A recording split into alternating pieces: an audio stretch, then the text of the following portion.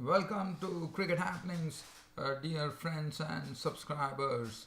Well, on this particular cricket show, as I'm talking to you, the news has come of the England squad, which has just completed the Ashes, as you know. The England squad, the England Test squad today, was named for New Zealand. As you know, England is going to be there in New Zealand probably in the month of March and April.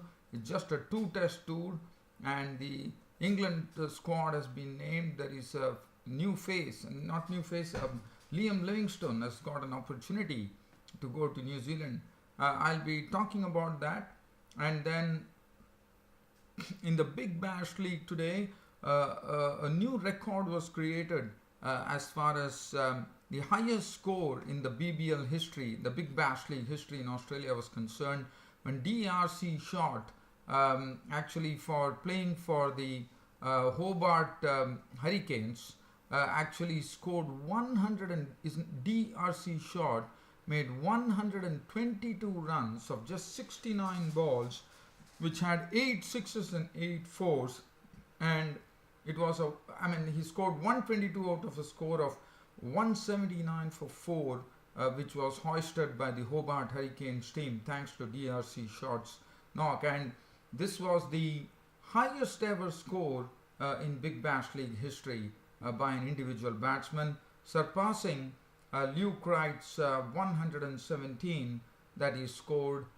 in the inaugural Big Bash League. And also we'll have looks at some cricket news as well.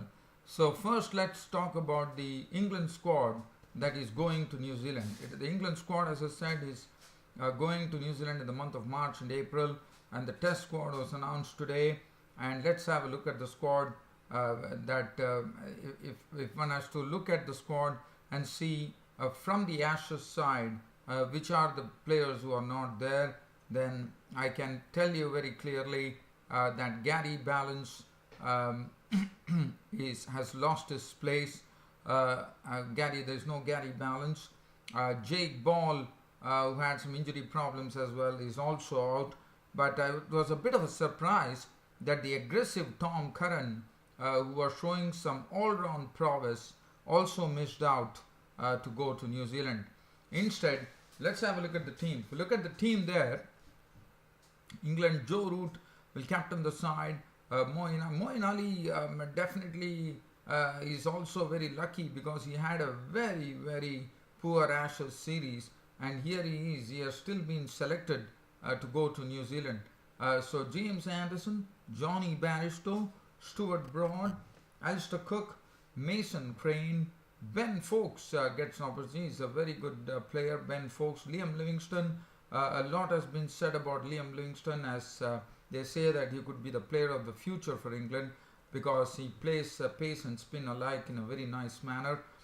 David Mallon, let me tell you that David Mallon, Mark Stoneman and James Swins, all the three who could not score much in the Ashes series, have held on to their places. So basically they have been retained, and I'm sure they would be very happy, and now they wouldn't like to leave any stone unturned in putting up a good performance, because they know that this series, if at all they are going to fail, the axe will definitely fall on them. So Mark Stoneman, James Swins and David Mallon have to really get going. Mallon, to a certain extent, definitely did I thought of the lot, I thought David Mallon was impressive, so he got an opportunity as well. Ben Stokes has been named, but one does not know. But I'm very eager to see Craig Overton. Craig Overton, who I thought he did a wonderful job in the Test match against Australia and the Ashes. But what one liked about him was his aggression in the Ashes series, like whether it was batting, bowling. He was full of beans, I would say. And Craig Overton is another one who has got opportunity, and I'm sure Craig Overton has a very bright future because his body language seems to suggest that he is the one who really wants to play with lots of passion. So Craig Overton, and also I can tell you that Craig Overton definitely troubled the Aussie batsmen a lot, but it was only due to an injury that his place went to Tom Curran. So Craig Orton is there. Then you have Chris Wokes, who is also having injury problems in the Ashes series, but now he's also come back. Mark Wood, who could not play in the Ashes series, has also got an opportunity. So this is the composition of the England Test squad, which would be touring New Zealand for a 2-test series. That is as far as that is concerned. Now, the next thing that I said is we are talking about the Big Bash League in Australia. In the Big Bash League in Australia today, a new record was set for the highest score by a batsman in Big Bash League history when DRC Short, playing for the Hobart Hurricanes, hammered 122 not out from just 69 balls, which had 8 sixes and an equal number of boundaries as well.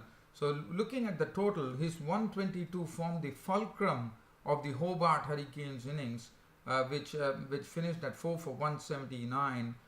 Short made 122 not out, McDermott 19, Cutting had 2 for 27 from the Brisbane Heat bowlers.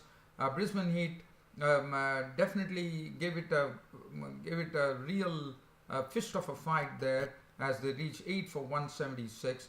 Hazlett 45, McCallum made 33, Cameron Boyce had 2 for 23. But what a hitting! I mean, DRC Short's innings. The feature about DRC Short's innings was that, and he also broke the record. The previous record was held by Luke Wright with 117, and today that particular record was ground into the dust when DRC Short went on to have that record for himself. I mean, I can say one thing about DRC Short, that the way he was playing, what was very a big feature of his play today was that his head was still when he was hitting those big sixes. So basically, as you know, in cricket you need to have your head still, and that's not an easy thing. So DRC Short definitely showed everyone that if you could keep your head still, you could really bang the ball a long way, and that's what he did, and that's what really resulted in a wonderful knock. So that is a sort of a real asset, I would say, DRC Short has, and that is, as I said, normally one when tends to lift the bowlers while they are bowling, what happens is that your head starts spinning in the air, or probably goes the other way or looking up. But here DRC Short, when he was playing his shots, his head was still, and that is what is taught in the coaching manual, I reckon, and that is how he hits his strokes. So that was the real feature of DRC Short, and I'm sure he has already sounded something here in the BBL, which would probably help him. Tomorrow he might probably even think of playing in the T20 for Australia. So well done, DRC Short. So that is as far as, let's have a look at some other cricket news here. As far as other cricket news is concerned, Afghanistan have gone ahead and picked up the squad for the Under-19 World Cup, and they have decided, even though Rashid Khan is definitely under 19, Afghanistan have decided that Rashid has gone a long way. He has, as you know, he is doing a very good job in the Big Bash League. He also plays for Bangladesh.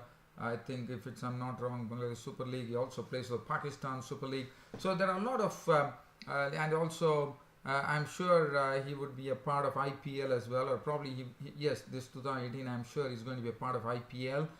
So definitely, the Afghanistan Cricket Board has felt that Rashid has moved over from that. He has graduated, and now there's no point in putting him. It's rather it would be good for Afghanistan to check out some new faces and see how they can do, so that they have some reserve talent in store. So I think that was the right way to go. Ahmed Shahzad has come back into the Pakistan squad for the T20s against New Zealand, and India will be playing 2 T20s against Ireland en route to England. So basically, when they are going to England, I think they would be passing through Ireland. So in Ireland, they will play 2 T20 matches. So that's another news that I would like to share. Other than that, dear fans and subscribers, there's nothing else to talk. I think it's about time for me to end this cricket show by bidding you all a very good night. Thank you.